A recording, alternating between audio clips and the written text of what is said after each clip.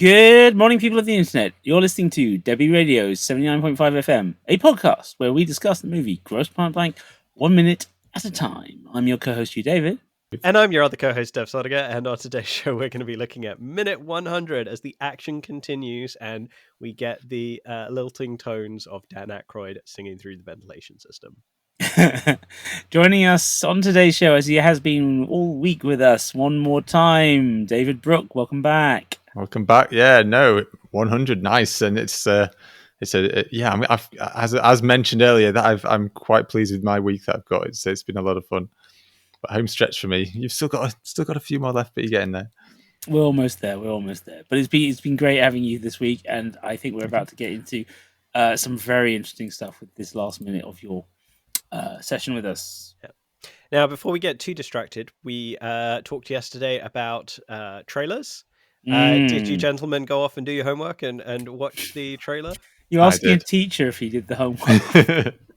It gives me a little piece of perverse joy doing that. Does it now? Since I'm the one who found the link. But yes, shout out to FT Depot, the YouTube channel, which uploaded a 4K scan of the original 35mm theatrical trailer that went out on April 11th, 1997 in America for the film. Allowed us to get a glimpse of what it was how it was originally trailed. It's very different to the home video trailer, which is the one most of us are used to seeing. It definitely has a greater sense of theatre, a greater sense of being put together by professionals for the cinema. There's a lovely nod to James Bond in the opening credit, in the way the text information is delivered. There's a little series of bullet holes, and then you get the information behind it. It is a green band trailer, so there's none of the overt violence. But then all of the three of us have been quite surprised by how much is actually still in there from the finale, from the minute we're talking about. Actually, it's very, very rapid cuts, lots of a lot of content and different scenes in the movie, but especially these kind of, the 5 minutes that we've done this week and a little bit just either side of it as well included in this. A lot of our favorite lines in it. But we were kind of saying, for something that includes so much of the end of the film, it doesn't feel like it's giving too much of the film away. No. I think it really nails and sells the tone as well. I think I think we mentioned at the last episode how we'd be intrigued to see how it's sold, because it's not an obvious film to pigeonhole because it kind of straddles a few different genres. But I think it sells the tone nicely here. They've just gone all out and said, okay, this is what the film is. Let's just show people what it is. It lays into the comedy more than anything. Perhaps it's a funny trailer. It's got a lot of the kind of snappy lines in there. And it rides on those more than anything. Like, it shows hints of the action, but not necessarily the action itself. So it does lay heavy on the comedy, which is a good thing, and it's one of the film's strong points. So why not? It's a really good trailer. I enjoyed it. What I did mention is the it really sells the soundtrack as well. It's one of the few trailers where there's loads of songs in here. I wonder, would that have cost them quite a lot, or is that covered when they paid for the license for the film? Or do you know what? I don't know. There's some big hits in here, like several. It's for all the work I've done with PS on soundtrack licensing, I'm not actually sure I know how it, like these days. Yeah, you've got to license for trailers as well. But back then, I don't know if you would have had to do it, because the 90s was, certain things that we now take for granted in this century were still getting established in the 90s. So it's a cracking, like, just the trailer alone, you're like, ooh, this is really well put together, and the music's really well. I do wonder how much influence Armitage and or Cusack had on the making of this. Because you were telling us, David, that in your day job, you've sometimes had to work directly with the directors of the film, not just with producers or marketing people. So it makes me wonder here how much involvement, because Cusack's the producer, isn't he? Well, the trailers that I've worked on, I mean, I work on real low budget stuff. I mean, nothing you're going to see at the Odeon sort of thing.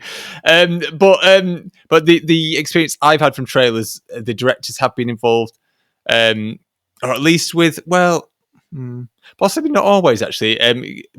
But whenever I've been involved with the edit of the film itself, and I've done a trailer kind of straight afterwards, director's always been heavily involved in the trailer there. You do get a lot of input. You tend to get the final say and the final tweaks from a sales agent or something like that, though. Really, but when I'm first cutting a trailer, I do work with the director very closely. But again, this is the small scale stuff. The team is small, so it's the director's going to be more involved. So I mean, a big studio film, it might not be the case. But obviously, it is an independent. I mean, it's a hell of a lot bigger than what I've worked on, but it's still relatively small scale, I guess. So I wouldn't be surprised if the kind of guys behind this, the producers and director, wouldn't have a say in the edit of this. I think I've just been looking up various articles on the nature of trailer music and how it's usually done, and obviously there was a big tradition, but even back then, of especially in the 80s, of using tracks from other films. Right, so James Horner in particular, he often found his music from things like Aliens or Glory ending up on trailers, right? But one thing I think is interesting is that a lot of films don't lock the soundtrack until well after the trailer's done. And I'm wondering if, because Cusack had Joe Strummer and also Dave, you have to remind me, music coordinator. Oh, no, I'm drawing a blank as well. Hang on a second. Okay.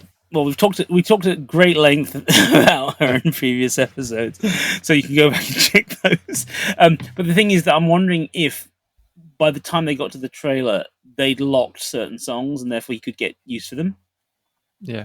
Because we all recognize the tracks. They're all from the film. They were obviously licensed. But these days it is, and even then it was quite expensive to license things just for a trailer. So yeah, I think this would maybe come down to the nature of the of the production. Being an indie film, but also being directly connected into the music biz and being in the early days of this sort of thing. Before everyone said, no, I want a piece of everything. Give me a piece of every pie. Kathy Nelson. That's it. There we go. Interestingly, and I'm not sure how much I believe this, I was just looking at IMDb to find Kathy Nelson's name, and buried in the music department as a song producer uncredited, Elvis Costello. Wow. Yeah, I just thought now that came up somewhere else in one of the music articles that I was researching for the cast. That comes back to Cusack's interest and connects with Strummer. I'm trying to remember the link. I will look it up while you guys talk. Just a random. Okay, I'll throw in a random aside. Just because I'm excited about it. I just booked tickets to see Elvis Costello last night. Cool. So yeah, I'm going to go and see him in. I've forgotten when I booked it for now, but much later in the year. I managed to get there are very few tickets left, so I'm on my own in a really bad seat. But I don't care. I love Elvis Costello, and I've never seen him live, so. Very excited. Fantastic. And also looking at IMDb, there's somebody's got a credit for exotic instruments, although they're uncredited. But Chaz Smith. It's a very strange credit. I think I can see it because a couple of the scoring pieces have like a very weird tones to them that I could imagine being something particularly weird to make those sounds that Joe Strummer presumably composed. The trailer, though, just jumping back to that a second, I think it gives us a really good insight into how they were trying to pitch this movie, and maybe why it didn't do so well in the cinema, right? There's a very, very strong James Bond vibe to it. But it feels a bit more of the Roger Moore era Bond. Yep. The car chase features pretty prominently in the trailer, and that's I always think of that as being a bit of a hallmark of Roger Moore era Bond, especially the way that the quote unquote car chase is carried out in this film. Yeah, very much so. But there's also virtually none of what Hugh and I think of as the big fight sequence of the movie being between John Cusack and Benny Urquidez, Felix La Poubelle. There is a second of that opening thing of Benny coming around the corner and John Cusack kicking the gun out of his hand, and that is it for a 2-minute trailer, which is not a lot considering how big of a draw that scene is for us in the movie and how much it sells the movie. And I get that there's a lot of big headline characters that you want to showcase in the trailer, but we see more of Arlene Oslot Joseph introducing characters at the reunion, and you want to sell that it's a high school reunion movie, I guess, but it feels like there was a bit of a missed opportunity there in pitching this like a Roger Moore Bond in the late 90s when Pierce Brosnan's already on the scene.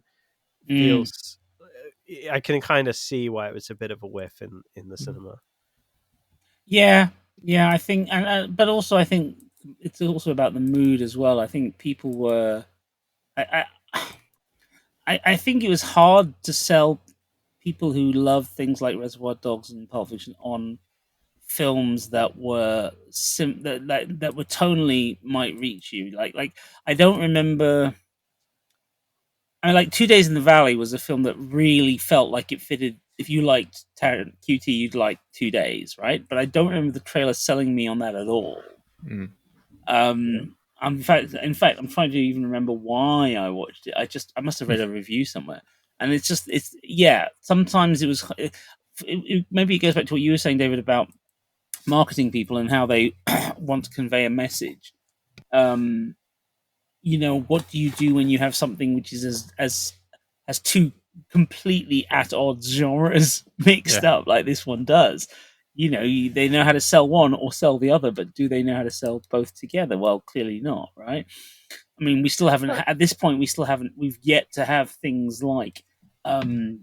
and Mrs. Smith or anything like that. I mean, this is still an era of the men are holding the guns, and it's still a ways away. Yeah, I don't know. I mean, I personally, I don't know. It's an odd one. I do think it sells the film quite well, but at the same time, it possibly just because I've seen the film so many times, I'm just like, yeah, I love it.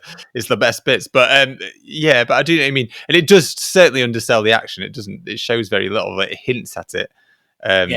And as you say, the Benny the Jet fight is incredible. It's one of the best kind of Hollywood fights there is, and it doesn't show it at all.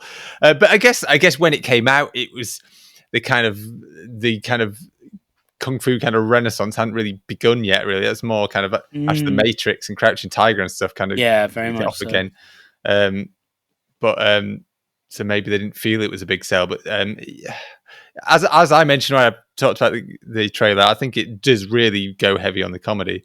So maybe that's just what they wanted to sell. But I don't know. It worked for me, but again, I've seen the film already many times, so it's a funny one. But I do remember seeing the trailer, so I think it must have worked for me at the time. I think I was sold on some positive feedback as well. I can't remember. I'm sure I can remember like Empire or something like that giving it quite a good review and back in the day. But it was a long time ago. I can't remember. I was 15. I was 16 or something like that. Probably 16 in the UK, but yeah. Different times. And I'll try and remember to put a link to the trailer in the description for this episode. So hopefully I haven't forgotten that. And when you are listening to this episode, you can find the show notes or the description of the episode, and there should be a link in there pointing to this trailer if you want to see it yourself. There are a couple of little snippets of it, of clips that didn't actually make it into the final film, so you can also get a sense of what you may have missed out on, maybe in that. Talking of music, do we want to talk about Grosse? Yes, let's go back to we should talk about minute 100 of the film, I guess. Even looked at it. So this opens with Grosse's rendition via the air ducts of She'll Be Coming Round the Mountain before cutting into a recitation of Revelations 13:4 in an interesting juxtaposition. He's not the best singer, but I don't think the air ducts are doing... Actually, I quite like whatever effect they did to make it sound like it's being sung through the air ducts, because it sounds like it's being sung through the air ducts. And I'm assuming he wasn't stood up to, the vent in the basement or whatever, singing to get this recording. But whatever they did there was quite well done. Yeah, I also like the fact that he's taken a kid's song, I guess, traditional song. I don't know. How do we describe traditional. I guess I'd call it traditional, but I don't know. But it's something that you expect kids to sing, right? It's a bit, it's not your natural hitman yeah. song, and it's the fact that he decides to just suddenly turn it into something super nasty quickly. There's something very 90s about that. Still not sure quite what they were going for there. I mean, like the biblical stuff, I feel like must be a Pulp Fiction nod. I'd say, that's where I went as well. It has to be. The singing always makes me chuckle. I'm glad they threw it in there. But the biblical stuff, definitely Pulp Fiction. Yeah, I mean, I think it's quite interesting as well that because we've talked about the business of Tarantino getting the Armitage asking him permission to put the Pulp Fiction standee in the Ultimate. Apparently, I mean, again, this is one of these things that people are harvesting from various interviews and things. Apparently, Tarantino wanted to turn up and get shot in the film, couldn't make it work, and of course, he does do that in Desperado, which is quite funny. It was just a similar time period. So clearly, at some point, he wanted to be in there and get killed by people, but which is quite funny. But I see him as one of Dan Ackroyd's henchmen easily. Oh, completely. Yeah, absolutely right. It would be quite interesting to have seen that. Still struggling to find out Elvis Costello's potential involvement in this, by the way. Yeah, So perhaps it never happened. Perhaps it's another piece of IMDb trivia that is rubbish. Because Lord knows it is full of it. Much as I love the IMDb, and it's one of my most used sites. The fact is, for a long time, I had a credit for, I think, being a camera op on Les Miserables, and like a production that was filmed when I was 8 or something like that. It's like, no, I don't think I did that. So, how did that happen? Well, I think there's a lot of, I've got a very common name, David Brooke. It's very boring. And I just got mixed up and blended with the wrong David Brooke. I think possibly whoever gave me my first credit attributed me to the wrong David Brooke, and it just it just became a mess. Or vice versa, somebody added Les Miserables on and chose the wrong David Brooke. But I think I've removed it now, since I'm not sure. I don't often look at myself. I'm not that vain. But it was. I did notice it at one point and complained. Cool. So yes, we have. Just Aykroyd going full bananas, and we get the first mention of the keyword, or second mention. Sorry, this movie of the keyword, his favorite word. Popcorn. Yeah. Yes, the popcorn reference returns. We also see Martin doing the laying down and shooting from a low angle thing again. Yeah. In this minute, as another henchman charges down the corridor. So yeah, and God. I also quite like the little. So about halfway through this minute, we have him knocking on the bathroom door to speak to Debbie again and help her get the gun working, which he does. But also the little touch of getting her to not point the gun at him.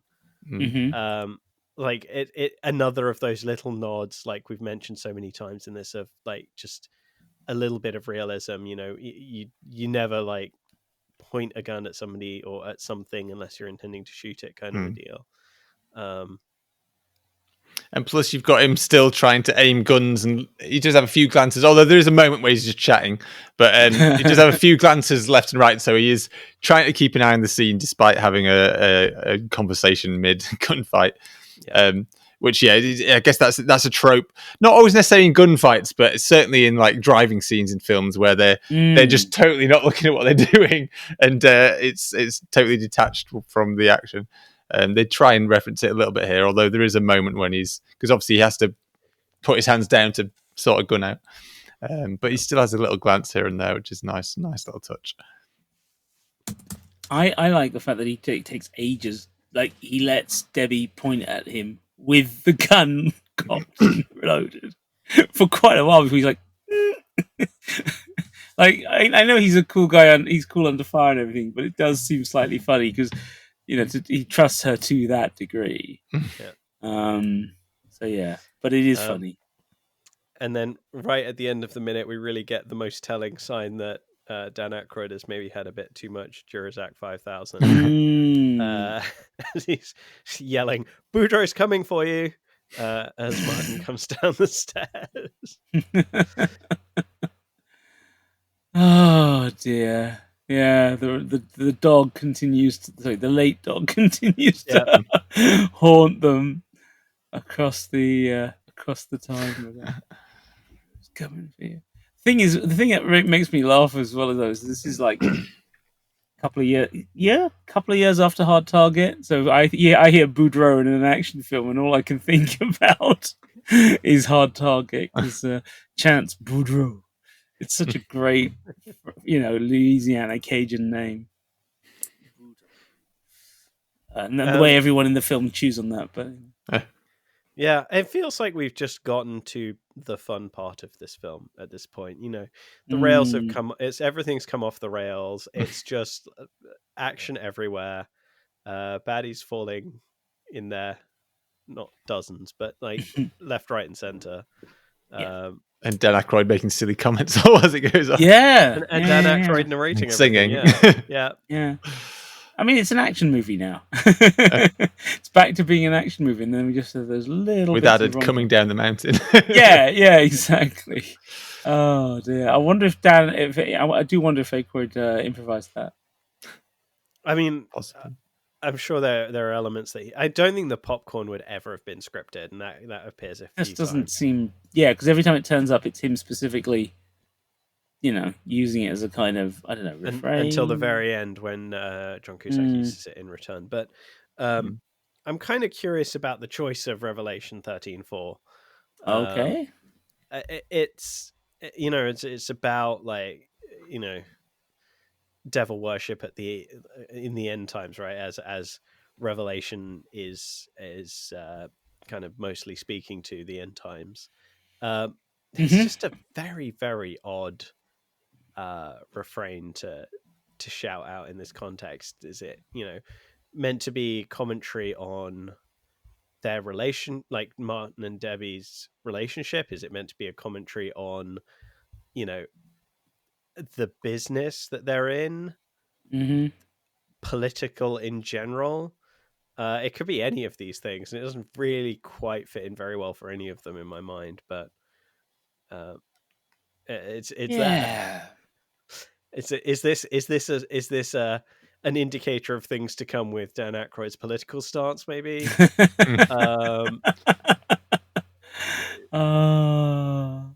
I don't know. It's just it is an totally odd thing, and even if it is just a Tarantino reference, why this bit? Why is it right? Who chose that? Is it an ad lib? Is it something else? I don't know. Right. I mean, it's a Samuel L. Jackson's quote in Pulp Fiction is from Ezekiel as well, right? Which is it's made up. Different. Is it actually made up? Yeah, Tarantino made it up for the film. Oh, interesting. Yeah, famously, if you go to Ezekiel, that chapter does not exist. Okay. Beyond the end of Ezekiel, Dead Sea Scrolls material. Yeah. So yeah, it's one of those fun things that sounds great, but thanks to good old. I mean, it's also it's very long for a verse. It's the other thing. Real. Yeah, I mean, I wonder if it was a thing whereby they just wanted to show how far off the rails Grosse is going, and have that as a kind of background contrast to, what's going on, but maybe not. I don't know. It does seem odd. It doesn't quite match with the other kind of nonsense that he's spouting. Yeah. Interesting. But yeah, strangeness is hardly unusual. No. It's a wonderful film. Yeah. These sorts of things are throughout the film. These little moments of oddity, weirdness, madness. It's all part of the charm. I mean, you were talking about the number of people getting shot at this point, and I do think that's one of the things that's so enjoyable about this end sequence is the kind of walking that line between American and Hong Kong action, and kind of finding a balance, and it does feel like we've got that Hong Kong style thing of bad guys turning up just in time to be shot, You know, that kind of like the gun fu version of Bruce Lee's whole thing of, you know, send the stuntman in one at a time because it's better for the camera than in real life. There's a bit of that, but then you also have that American insistence on, you know, the gun, or even the squibs firing. We seem to see holes in the walls of correct caliber size, and that all that super precision. So yeah, it is a fascinatingly well put together assault on a sequence. I mean, there is an argument to be made that these are loners, lone gunmen, as Martin calls out earlier, right? Like, maybe not so much the Stasi guys, but, you know, in general, these are hitmen. They're not used to group ops, necessarily, right? So they're not doing very. Yeah, I mean, I doubt Grosse gave them orders, right? Right. They all just took drugs and ran at the door. You know, it does seem like that, doesn't it? Yeah. Right. Well, I cannot find anything anywhere about the Elvis Costello link, so I'm going to assume that is either. It says uncredited. It says song producer. It doesn't say which song. I'm going to assume that we would have to go digging through each of the songs to see which one he worked on, because of course there's so many classic English songs from the early '80s. It's entirely possible. It could be the Muzak version of "Live and Let Die." No, really? Because that was credited to that has a whole other credit. Okay. The guy who did that is apparently somebody who does Muzak. Oh, interesting. Okay. They got someone who does Muzak to do that. Nice. So no, I think it just has to do with the fact that somebody somewhere knows that has added into IMDb because they know that he worked with the band in question, but it's not it's not credited on the album kind of thing, so therefore he's not credited. But that's probably my. I'm trying to remember what's on here now. Because Specials. Am I wrong in thinking he produced the specials? Well, that's what I keep wondering. Is that? I think he did produce some of the special stuff. I kind of feel like he did. I mean, you know Costello better than I do. I mean, I've listened to a lot of his stuff over the years, but I've never been a fan. I'm pretty sure he did the first album, but I might be wrong. No, that sounds about right. Let's have a look. So, yeah, debut album was produced by Elvis Costello. Yeah. Mm-hmm. So, what was the track list for the first album is? If I can find it. Message to You, Rudy. Do the Dog. It's Up to You. Nightclub. Doesn't Make It All Right. Concrete Jungle. Too Hot. Monkey Man. To Rudy. Yeah. Dawning of a New Era. Blank Expression. Stupid Marriage. Too Much Too Young. Little Bitch. And You're Wondering Now. Yeah. You're Wondering Now. There you go. Yep. Yeah. Cool. Mystery solved. Mystery solved. I do like it when we can do that. I feel like that's part of what our job is here in this podcast. Part of our job here is some of it is to entertain speculation, and some of it is to say no. Let's put that one to bed. The light. Oh, what another appearance of noirish lighting when he leans to fire down the corridor before he gets down low. Yeah, the kind of sun, the way the light's all coming in. It's all when he runs down the corridor right at the end. Yeah, definitely. Yeah. Also, that ludicrous bit where he's talking through the bathroom door to them, and he's got guns pointing in both ways, and he can't see it. It's like the most ludicrous thing. Like, you can only look one way, dude. You can't actually cover both angles. It's just not possible. But he's trying. It's like, really, man, really. Oh dear. I also love the fact that I love Minnie Driver's delivery of such a simple line. Make this gun work. Yeah. Like, this is all you're good for now, pal. This is who you are. I'm still trying to figure out who you are, but I know you know how to do this. Do this. Fix this for me. Ah, dear. Anyway, I still want to believe that the pair of them are out there living happily their lives together, having got on with things. I don't want to believe that this is one of those rom-coms where the romance dies after the film. I feel like it's more of a like Thelma and Louise ends in tragedy, tragic deaths kind of a thing. But thanks. No. Really, yeah. Just what I need. Well, on that upbeat note. On that upbeat note, let's wrap this episode. So, this was minute 100 of the Grosse Pointe Blank podcast, Debi Radio 79.5 FM, featuring your hosts, co-writers, and co-producers Dev Sodiger and Hugh David.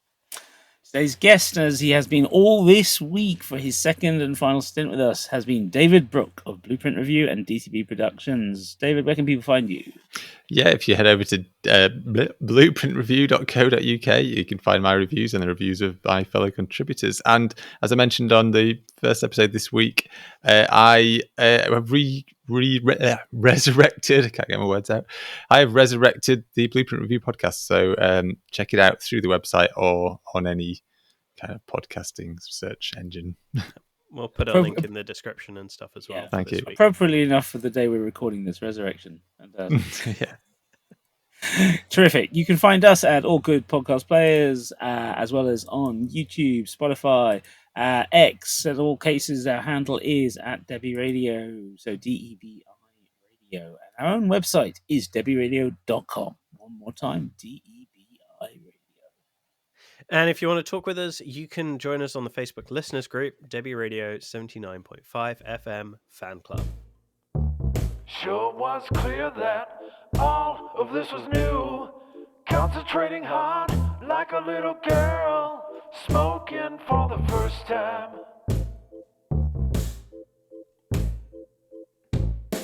It wasn't a moment, it was a feeling